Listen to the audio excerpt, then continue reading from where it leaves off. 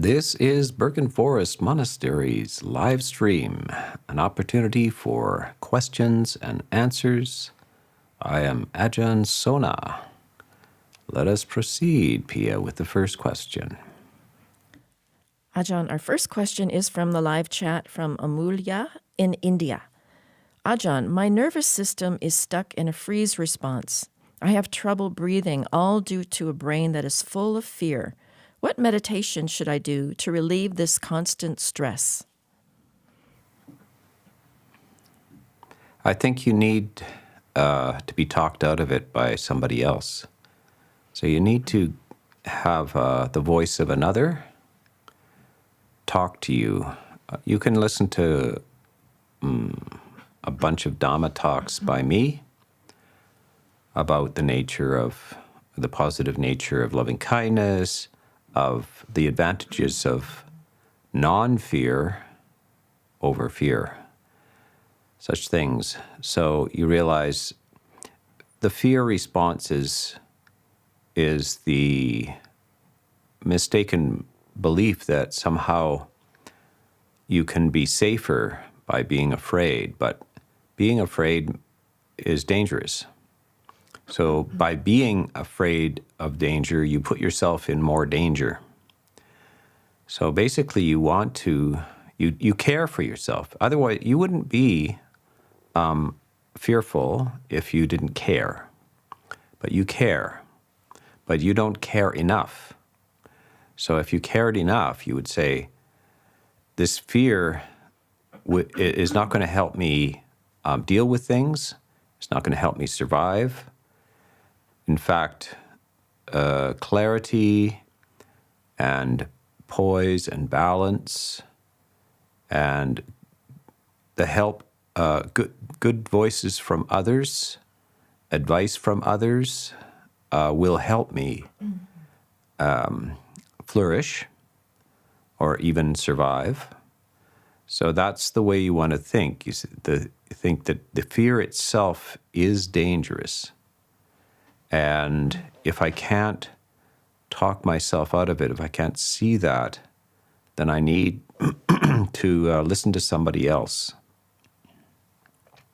I need to listen to the voice of another who is not stirring up that kind of anxiety and fear. By the way, so much of the media and much of what you see on these internet sources and everything are, you will see that there's a couple of things that become very popular, and one of them is where there's a sense of fear and anxiety.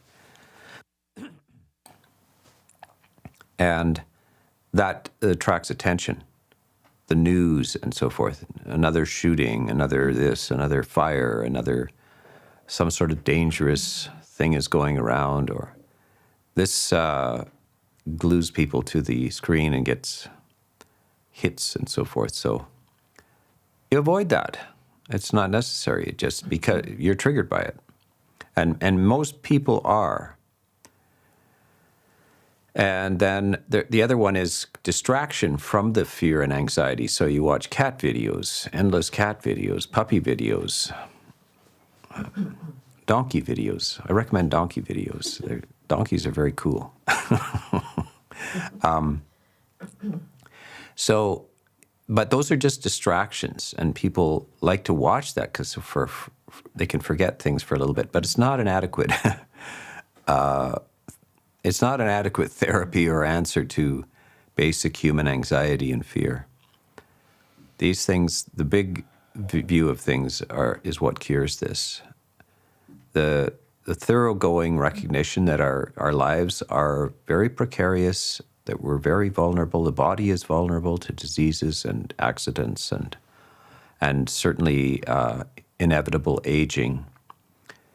And we need a strategy that works in the real sense of the world, that things, of course, are dangerous in the world to the body, and we then make a castle of our minds.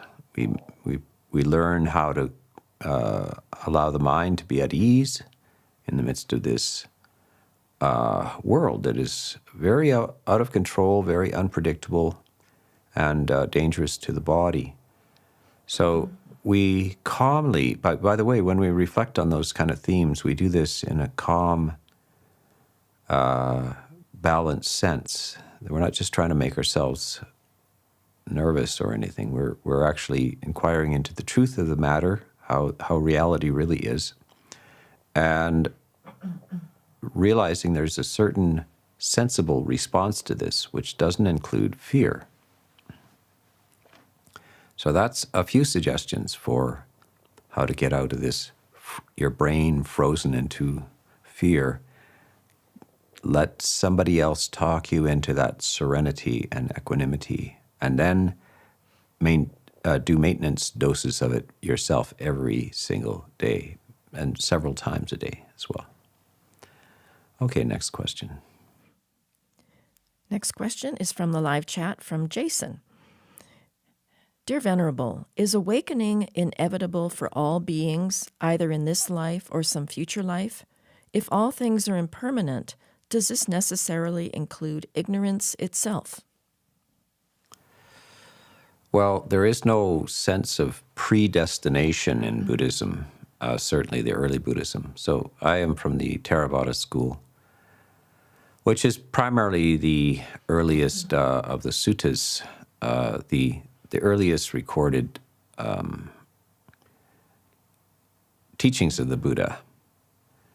And from that perspective, there is nothing inevitable about all beings ever attaining enlightenment. And let's just use a little bit of reason. Buddhism doesn't have an idea of a specific beginning to the universe. It doesn't pronounce that the universe had a beginning. It certainly has no interest in whether there is an initiator or a creator of the universe. It sets that whole question aside.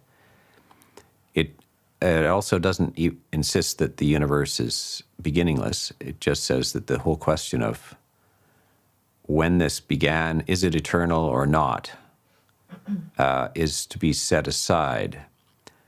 But let us say that there is no indication that that has a beginning.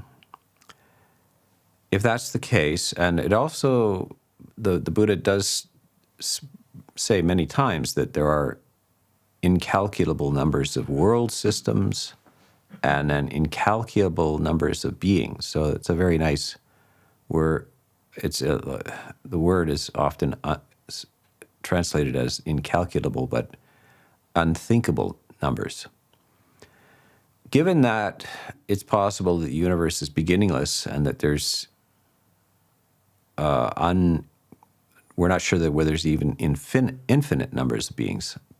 And so if we've gone through an infinite amount of time with an infinite number of beings and we're not all enlightened already, it's the likelihood of of all becoming enlightened is very, very small.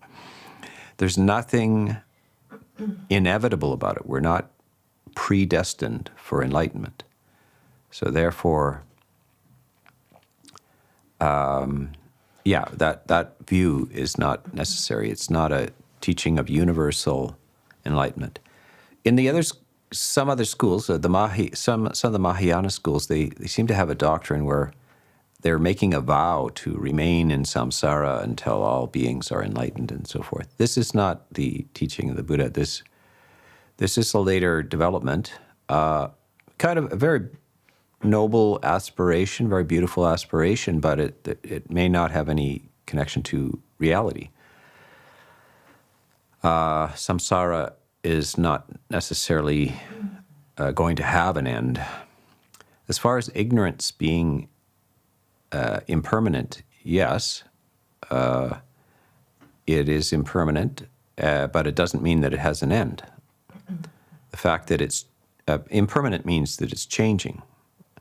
And there are just all kinds of degrees of ignorance and flavors and colors of ignorance. They all have roots. We call it greed, hatred, and delusion. So there's no particular determination that ignorance comes to an end inevitably by itself. It just changes it changes, that's all, but is still well within the ignorance. I think Einstein said that it wasn't certain that the universe was infinite, but it seemed that ignorance was. Okay. Next question is from the live chat from Dennis in Seattle. Dear Ajahn, I have a pattern repeating itself. I meditate a lot, things start to go well, the mind gets bright and energetic, I start sleeping less, and then there's a crash, a hard check. The meditation dries up, I get miserable. Something's not quite right. Maybe I'm getting caught up in finally becoming the bright, happy person I've always wanted to be. Well, there's nothing wrong with aspiring to be the bright, happy person you always wanted to be. So don't get too fancy with the ideas that you're not supposed to want to be a bright, happy person. You are. This is called chanda. It is the instructions in the sixth factor of the Eightfold Path. It is you make a determined effort to eliminate that which makes you unhappy and makes you crash, and you determinedly revitalize the elements that make you a bright, light, happy person. And that's your duty, that's your work. And you should be not, you can't be both in the low phase of the practice, not having satisfactory feelings and thoughts, and be content with that. You can't. It's not okay. You need further inspiration. This is called chanda, or aspiration, and it is translated as effort as well, and a great deal of emphasis on the idea of right effort, right energy and effort. And so what's happening with you, which happens with most people, is that you're getting some good results. You're like an amateur golfer. Every now and then you get a hole in one, or you break par or something like that. But the difference is that you're not ready for the pro circuit because you can't pull it off consistently. So what it is this is a skill which every time we succeed with it, we realize this is great, this is wonderful. But it takes a lot of practice to be able to pull this off consistently. So this is the what you must expect, and which occurs to people is they go through phases where the practice is working, and then it kind of falls away on them. This is very typical, and you should not feel any kind of dismay at this. This is to be expected. It's only by long practice. Eventually it becomes second nature. It becomes effortless, actually. That you stay in that the bright zone, the uplifted zone, the well-being zone, without even trying. But that's the result of a lot of preliminary efforts where it isn't natural to you. You're getting tastes of it, you're getting periods of it, but all that means is that you just need to be more professional about this and work at it, and expect to fill in and have higher standards. That this must be maintained longer and longer, in the morning, in the middle of the day, in the afternoon, in the evening, at night, at all times. So this is the journey. This is the path. Yeah. Next question is from Ed in Portland, Oregon, United States. Can you talk about what has been referred to as, quote, selflessness or, quote, egolessness in Buddhism, and describe how the meditation practices you teach are related to it? Well, this is an area, a very curious area. It's one of the things most difficult to understand. This is the teaching of what's called anatta. Atta, or Atman. So in in I think Sanskrit it's Atman, the Atman, which is, the Christians are familiar with this. This is the soul. But what is the soul? Is there a soul? What is a soul? And so the Buddha he is surrounded by people who talk about a soul, an Atman, or an Atta, a self. Self, soul, Atman, etc. These are all terms they're trying to figure out at a certain phase in human history. They're trying to work out what happens when you die. And if there is something that goes on. By the way, there were philosophers at the time of the Buddha who were very modern in the sense they were materialists. They said, well, nothing goes on. When you die, you die. That's it, finished. All you are is your physical things. And then other philosophers said, no, that's incorrect. You go on. In fact, your self is eternal. And then they talked amongst themselves to say, well, what is the self? What does it look? Is it a bone in your body or something like that? Like, what is it that survives? Because we can see that the physical body doesn't seem to last. It dissolves. You can see across the ancient world also, like, there were naive attempts to preserve the physical body. So the pharaoh, the Egyptian pharaoh, was embalmed and wrapped in various kinds of preservatives, attempt to make the body immortal, which is a hopeless task. So the more sophisticated philosophers thought, well, maybe it's located as a thing that's located in the heart area. A lot of them didn't have much use for the brain at that time. Brain was considered like bone marrow. They didn't know what the brain was. It's not automatic or intuitive that our thinking center is actually the brain. In modern times, we've been told, again, from childhood, where we point at our head. When you think, you could point at your head. We've been told that you use your brain and all this kind of stuff. So if you weren't told that, you wouldn't necessarily locate your sense of thinking processes or your consciousness in your head. So some of the philosophers located this. If there is a self, then it has to survive death, the death of the body. So what would it look like?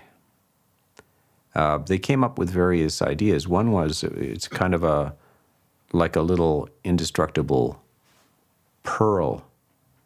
I think even in some of the modern schools, they talk about the soul as kind of a blue pearl. By the way, in Christianity, a lot of Christians don't ask themselves this, but what do you mean when you say the soul? What's your soul? Does it look like you? And does it look like you when you're 2 years old or when you're 90 years old? Is it all wrinkled up and got a bad back? Or is it staggering around, not able to, soiling its diapers? Which one is it? You see, your body is a process. It's not a thing. So which of them is you? Which of your bodily processes is you? Which one arrives in heaven? So this is just standard discussion. People who doubt about heavens and so forth. They say, well, when you arrive there, what do you look like? Are you 25 years old?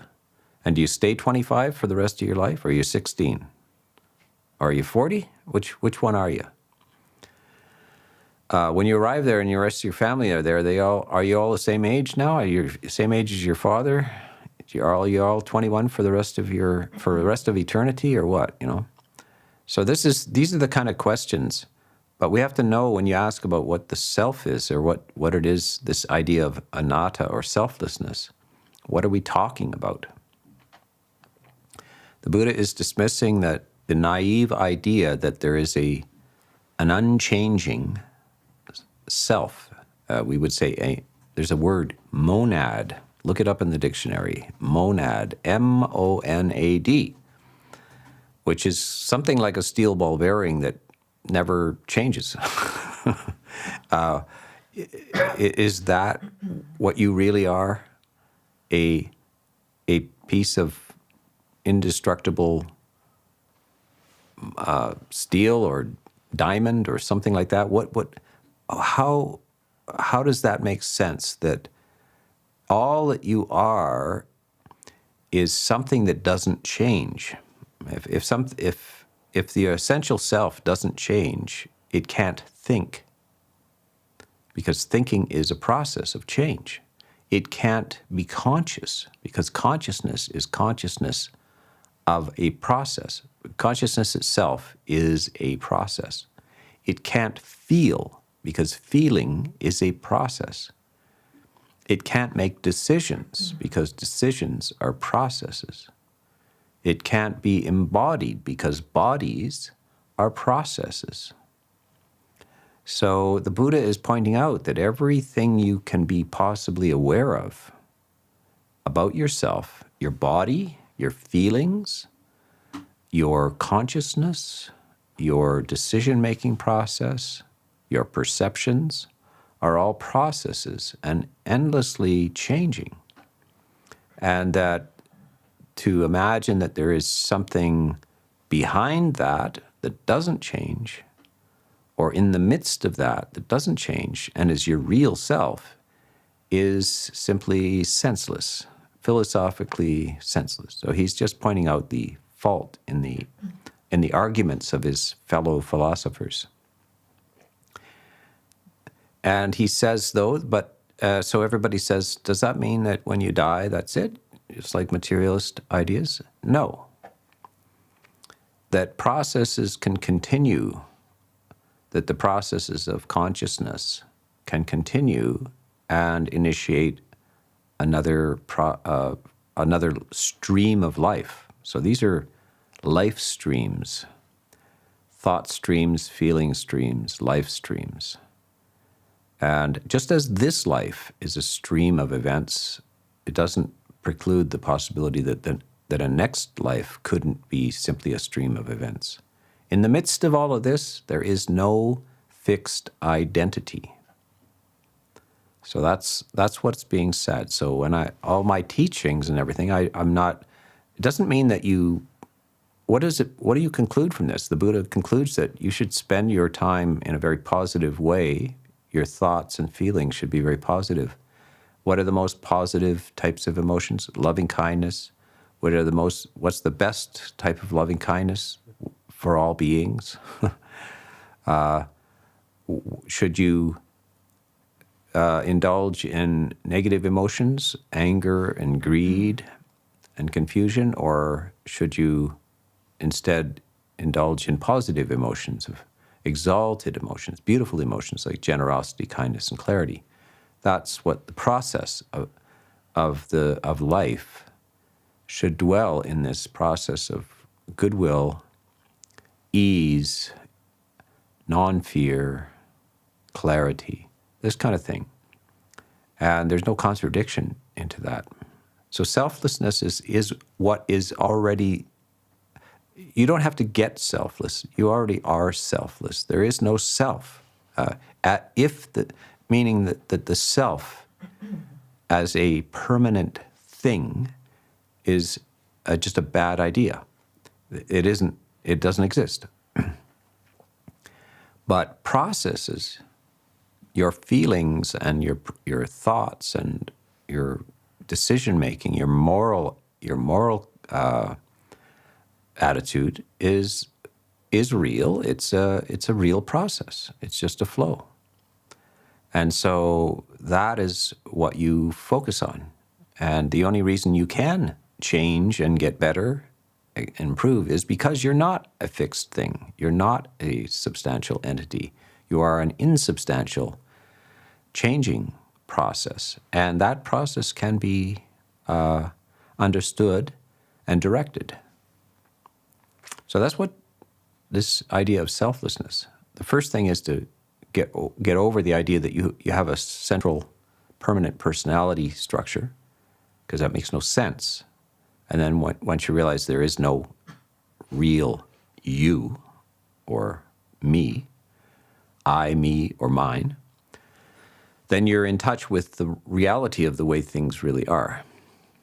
This kind of revelation happens in physics all the time. When they're first examining things, physical objects, they may be thought to be solid, but on questioning, philosophers have said, well, how many times can you cut it in half, And is there anything at the bottom of cutting any object in half, a piece of wood, how many times can you cut it in half? And do you ever get to the place where you can't cut it in half again? And they thought maybe there is a place that, by the way, that's what the meaning of the word atom is, not cuttable. But in the modern times, in the 20th century, we realized, yes, there are atoms, but it turns out that they're not solid. They're actually just processes. And the farther we go down into the process, the more they dissolve on us and become just energy fluxes. So this is the reality is that there aren't any things, uncuttable things. Everything is process. So this is the idea of this anatta. Yeah. Okay, yes. Next question. Yeah. Next question is from the live chat from Logan in Tennessee, United States. How do you square the idea that there is no self with the following quote by Buddha? Quote, Ananda, stay as those who have the self as island, as those who have the self as refuge. Yeah, that's what we need to realize is that the Buddha doesn't abandon conventional language. And he talks about this. He said, people ask them, how come you say, I went to the Jetavana Grove, Ananda, take care of yourself, this kind of thing. When you say there's no self and then you use the pronouns I and me, and you use nouns, Ananda, etc. So the Buddha says, this is just conventional language. The words in a language are just for convenience and practical matters. They don't convey absolute truth. So, and we don't speak without pronouns or nouns. By the way, this is quite a subject of just intense discussion these days. What are your pronouns? It's very interesting, this philosophical thing. Like, a person who you think is a man says, no, I'm a woman. And you say she. And then the person you think is a woman says, don't talk to me as she, you talk to me as he, you call me he. So this is an interesting, this is just conventions of language. These are conventional ways of addressing people and things. We even call rivers, we name rivers, the Fraser River, we name them after people. But a river is very obviously not a thing. Maybe you think a mountain like Everest is a thing, but you think a river is not a thing. But actually, we're just using nouns as a conventional way of making easy, making it easy. But don't think that it has absolute value to it. The saying, make an island of yourself, be an island to yourself, be a lamp to yourself. It doesn't mean there is a real self. It's just a convention of language. And the Buddha says, monks, don't just use conventional language. The wise do not override conventional language. Yeah. Next question is from the live chat from Gregory in Chicago, United States. Ajahn, is it appropriate for lay people to learn the Vinaya even if the rules do not apply to them? Yeah, I think it would be really good if more lay people knew the Vinaya. No, let me just explain this for the general audience. The Vinaya are the rules of conduct for monks and nuns. By the way, we're borrowing this word monk and nun from the Catholics, but the word is bhikkhu. I'm a bhikkhu, Bhikkhu, very difficult to spell. And bhikkhuni is what we call a nun. So we have rules which govern our lives. And if lay people find out about these rules, it's good, because they have an expectation and a realistic sense of, like, how should bhikkhus and bhikkhunis conduct themselves?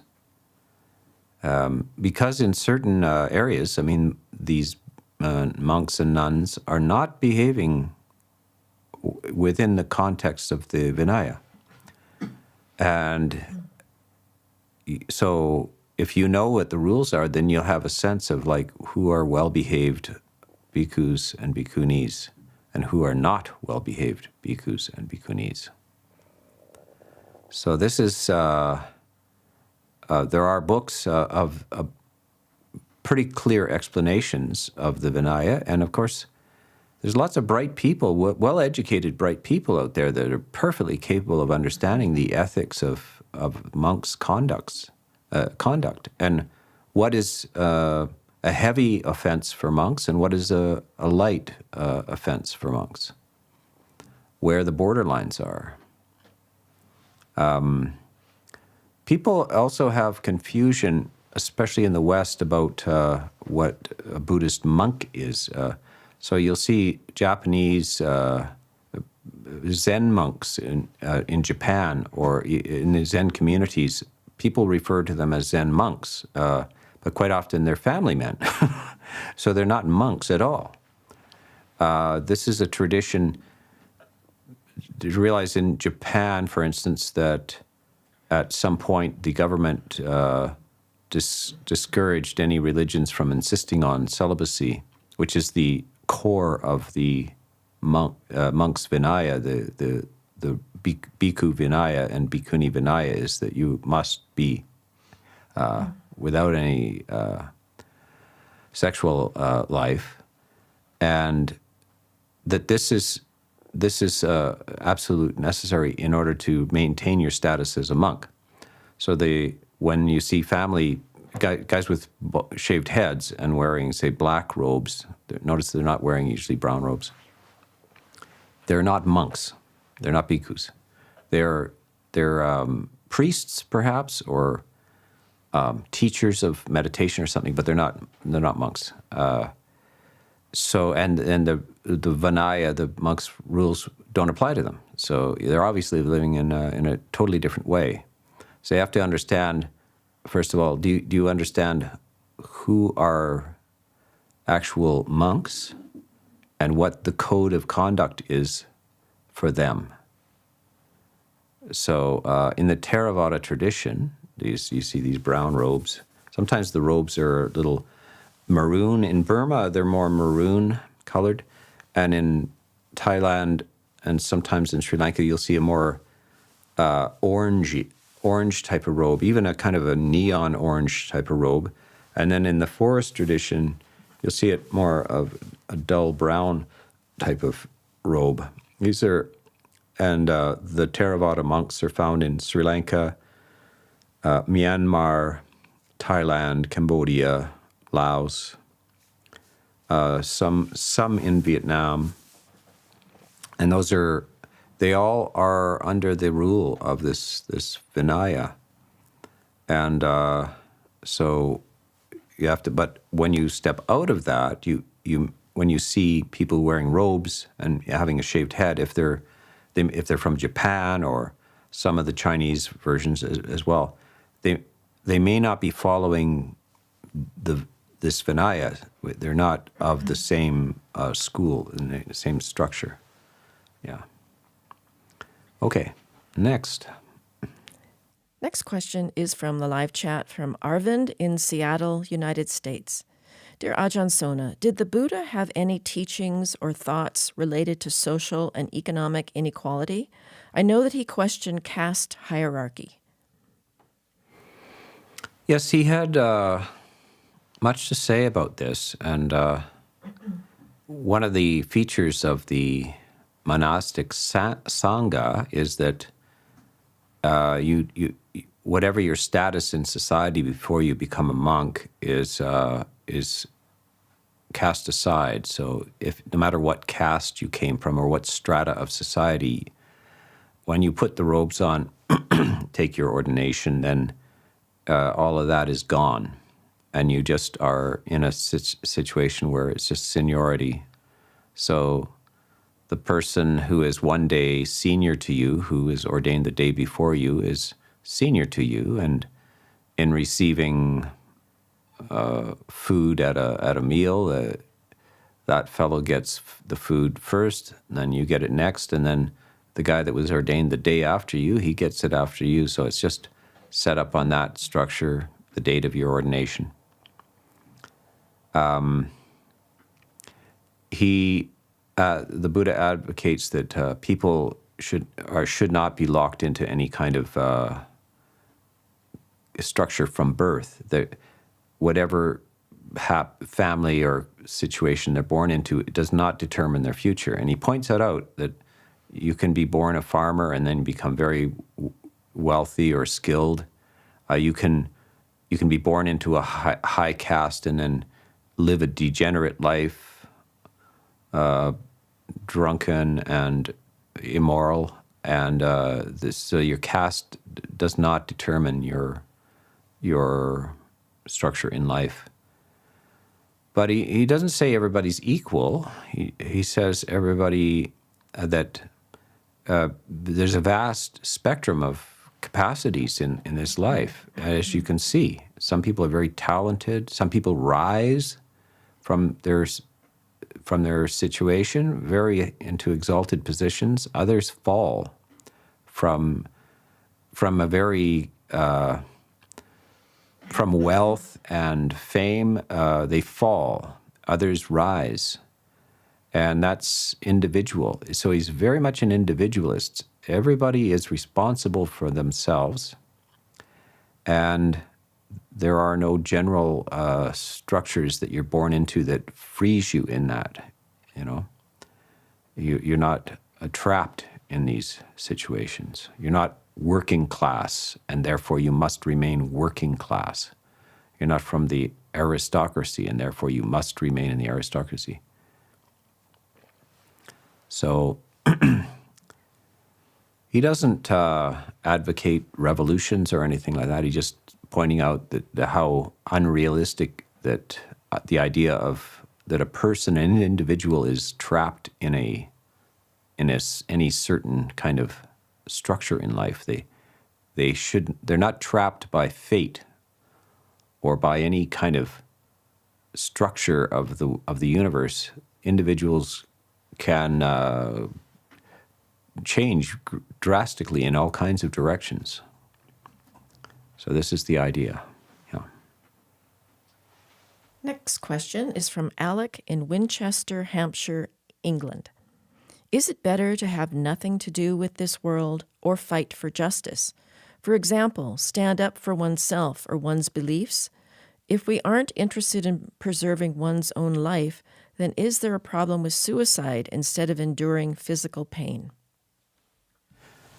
Well, basically, your life, like sometimes people ask, what do monks do about peace and all that kind of stuff? And basically, we say, well, our lifestyle is our political teaching. So how you behave every single day, every hour of the day, every minute of the day is your teaching. Your life is your teaching. How else are we supposed to know about you? We know about another person by their speech and by their actions. What do you say and what do you do? That is your political statement. Politics, what is politics? It's just how do people interact with each other? How does a group deal with it? If you're a hermit on an island, you don't have any politics, do you?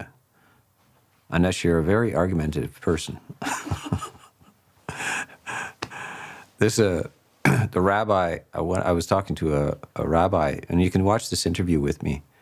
If we had a rabbi, an Orthodox rabbi visit, and we had a good time and had a conversation. He told me a story, a joke, a Jewish joke. He said a Jewish guy was marooned on an island for years, washed up in a shipwreck and so forth. And finally, a ship came in and discovered him. And he had built 2 temples. And they asked him, why 2 temples? He says, well, that one I would never be a member of. Yeah. So, in fact, even alone, humans are political animals. Even alone, we have arguments with ourselves, don't we? There's some aspects of ourselves we refuse to have anything to do with.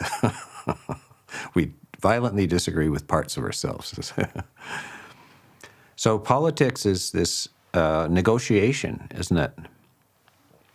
How do we negotiate what is the proper way to interact with each other, and how do we deal with ourselves either as well? And we'll find out who you are by what you say and what you do. We don't have access, unless you're a very rare type of being, we don't have direct access to another person's mind. We don't know what they think. But we know how they behave and what they say. So that is how another person is known, by their speech and by their action. And you will know their statement about how their attitudes to the world by what they, not by what they claim, but what they do and what they say. As far as not wanting to live and so forth, we have to not want to live, but we also not want to die. There's 2 kinds of thirsts. One is to die, and one is to live. And they're both problematic. Because we do have to be ready to die, because it will happen to us for sure. Whether we want it to or not, it will happen to us. And at the same time, we have to live. And whether we like it or not, anybody who's listening to this is alive. And whether you like it or not, you exist. But by the way, suicide is not recommended, because this is a very interesting area. So you're seeing this because of materialism, like a firm materialistic idea about that death ends life.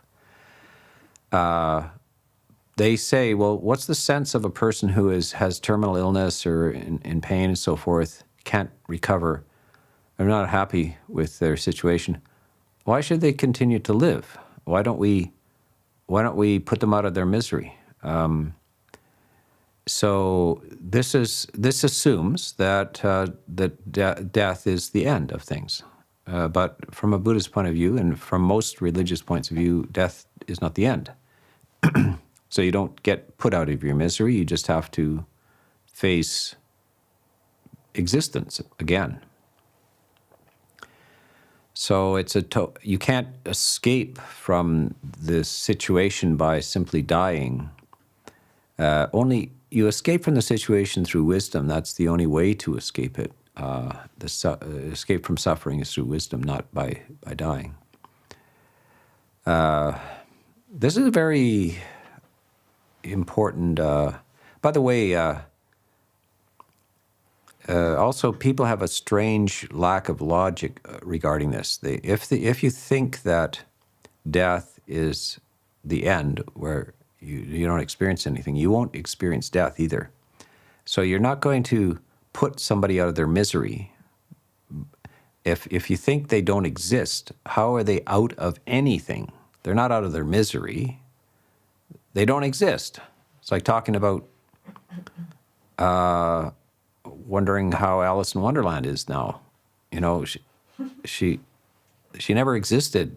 It's a story. You don't, things that don't exist aren't feeling relief. Non-existent things aren't out of any misery. They're not in misery. They're not out of misery. They don't exist. So you don't rest in peace. What's that? If something that doesn't exist is not resting in peace.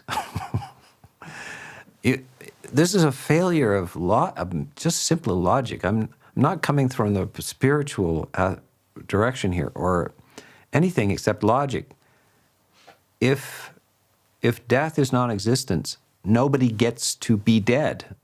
You don't get to experience death at all. If death is non-existence, you don't get to experience it. All you get to experience is life. So the only thing to prepare for, by the way, is life.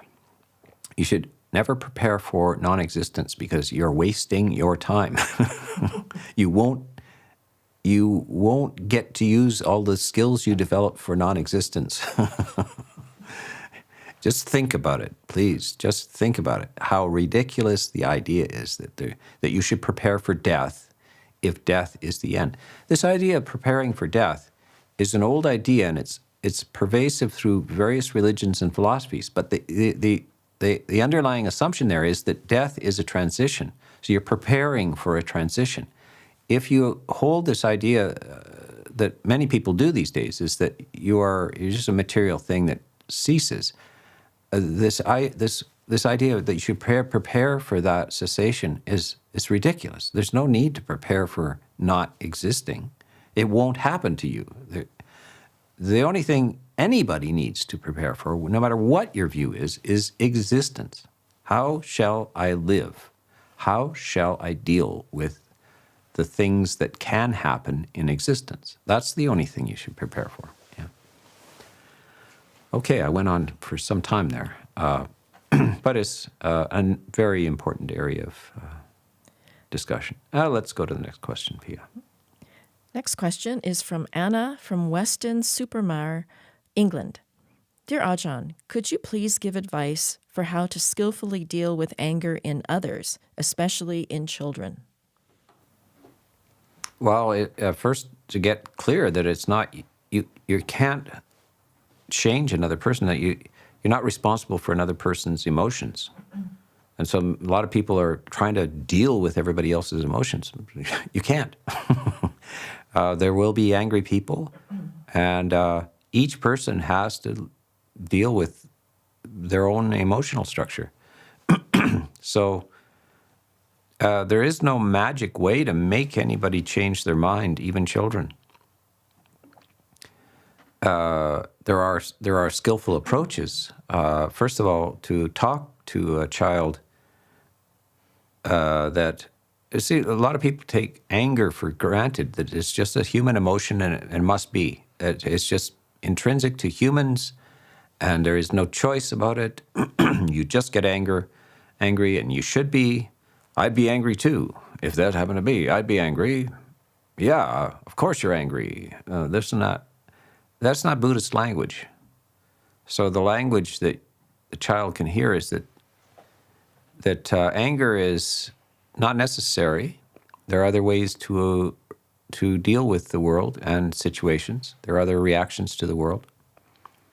And you can point out to them and say, yesterday Billy was angry about that, but you weren't. And he was angry because he got his shoes wet. But yesterday you were splashing in a puddle there, and you thought it was fun. You didn't care whether your shoes were wet. Isn't that interesting? That when your shoes are wet, you don't have to be angry. Isn't that amazing? What about other things? Do you have to be angry if it rains? Because it rained yesterday and we just got our umbrellas and went. We didn't have to be angry about it.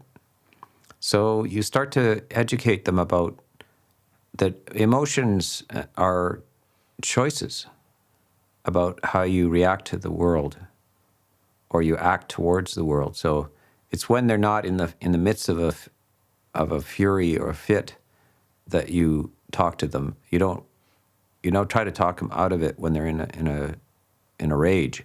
You talk before that so that they get the idea themselves. And then after if they do fall into a rage again, and then afterwards you can talk about, see, now let's look back at why you were angry and how now we can laugh. We laugh about it.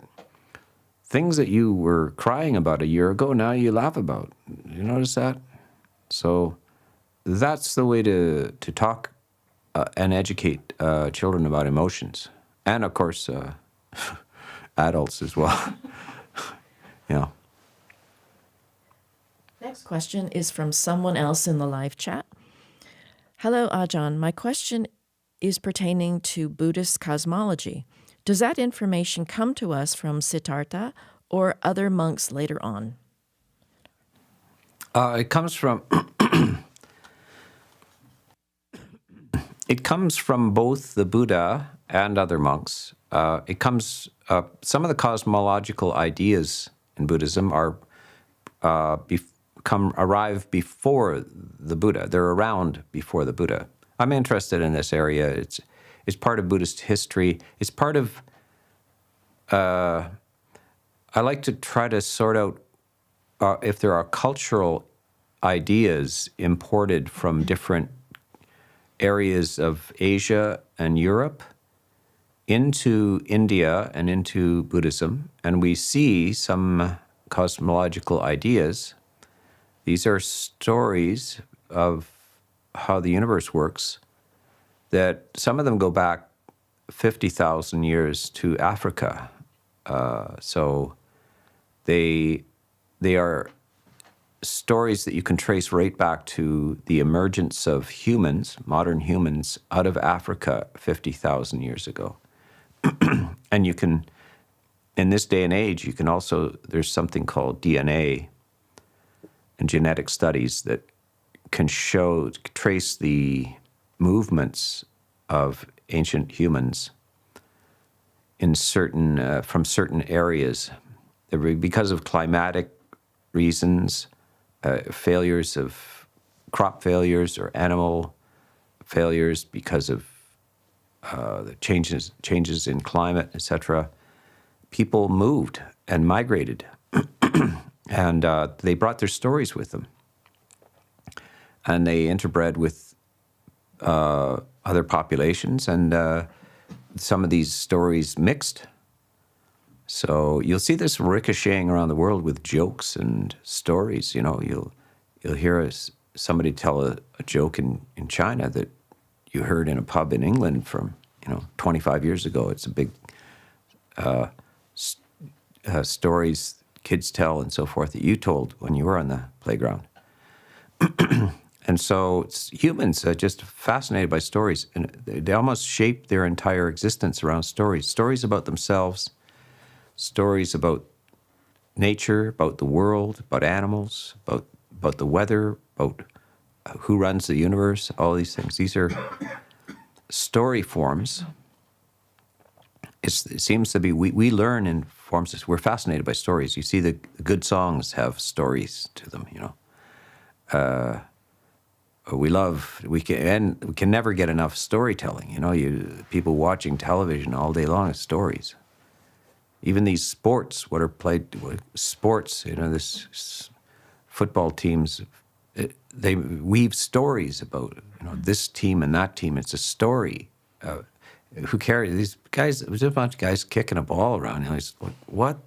If you don't understand the sport, there's no story to it. You're not very interested. But now there's a story to it. The heritage of the team and all this kind of stuff. So it's stories, but not necessarily merely stories. They're not all just fiction. They have truth in them.